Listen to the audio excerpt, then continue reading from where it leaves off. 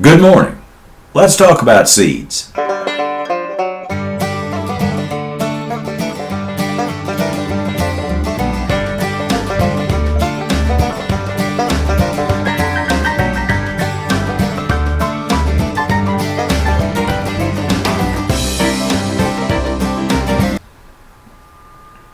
All right, it's January, cold, evil outside. You can't get out in the garden.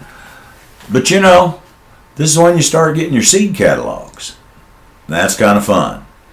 So let's talk about seeds, because I think there's misconceptions out there. First of all, let's talk about GMOs. GMOs, if you're looking, I see Facebook posts all the time that say, oh, where can I get garden seeds that aren't GMO? All right, folks, here's the story. If you're looking at a garden seed catalog for home gardeners, there aren't any GMOs in there. Pretty sure if there was, that there would be labeled as such, but there's not. GMO seeds are for commercial growers, for people who produce corn, soybeans, feed grains, and things like that. And they're just a way to have a better product. You have to understand, our agriculture has always strove to produce better and better yields, better and better seeds, and better varieties. And in today's age, where there's more scientific stuff available, the GMO is probably okay. I mean, it's the natural step, the natural progression. I'm not scared of GMOs like some people are. I spent most of my life as a meat market manager, and I've dealt with the USDA, and I know that most of their thrust is for the product to be safe for the consumer. They're worried about the health and safety. So GMOs don't concern me. It's just not something that's really a garden subject almost. Now, let's talk a little bit about the heirloom seeds. Now, there's nothing wrong with heirloom seeds. These are just old standard varieties that always breed true, and there's nothing wrong with that. If you're into that and into the seed saving, you go, girl. That's not anything wrong with that at all. And you can save the seeds that you produce. You save your leftover green beans and dry them and shuck the seeds, and you can replant them next year, and they'll come out the same every time. That's perfectly okay. Nothing wrong with that. And there's some heirlooms I like that I use. I tend to use a Rutgers tomato a lot. It just does good in my garden. So there's just nothing wrong with that. And they're inexpensive usually. So kind of watch out. If you're paying more because it's an heirloom, nah, they're scamming you. These should be about the cheapest seeds you can buy. Now, that brings us to the hybrids.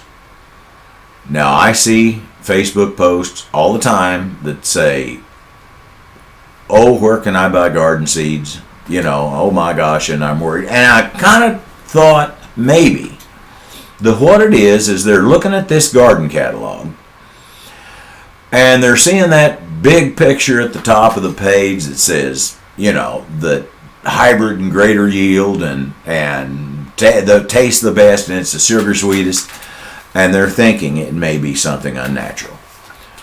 Well, hybrids are not at all an unnatural product. It's very simple. I'm going to use corn to explain it. Let's say you had two varieties of corn. One that really produced good, but it didn't taste real great. It was okay, but not great. But you had this other variety of corn, and wasn't as good a producer, but it had a lot sweeter flavor. It was really good. Well, here's one way you might do that. You might plant every other row, variety A, variety B, variety A, variety B, in fairly close rows.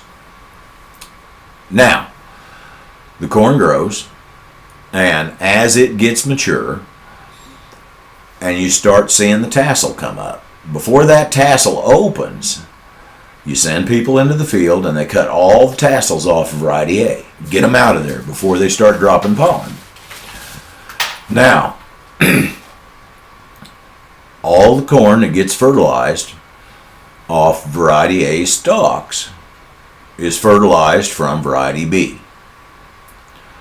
So you harvest all those ears, you take them in, you dry them, you shuck off the kernels, and those resulting seeds will be a hybrid. They will be some cross between those two plants. Now, what's the good and what's the bad? Well, the bad is they're more expensive.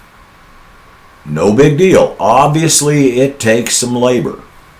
And it takes some research. They try a bunch of different hybrid combinations before they find the right one. The thing that really is good. And you're talking about growing it this year, planting it next year, and then you see the results. Nope, this doesn't work. We're going to start all over again. So they are more expensive, and you can't save the seed. If you save the seed, you end up with a plant that's like one of the parents and not the other, and you don't know what it'll be, and it's to be corn, but you don't know just what you're going to get, and it may not be very good. All right, what's the positive? The positive is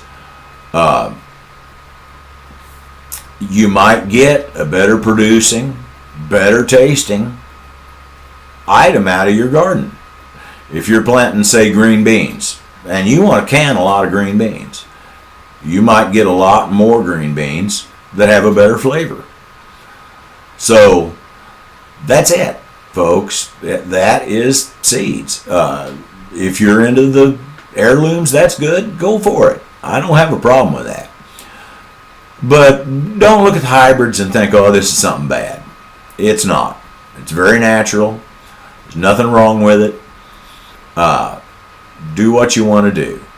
All right, folks, you have a quality day.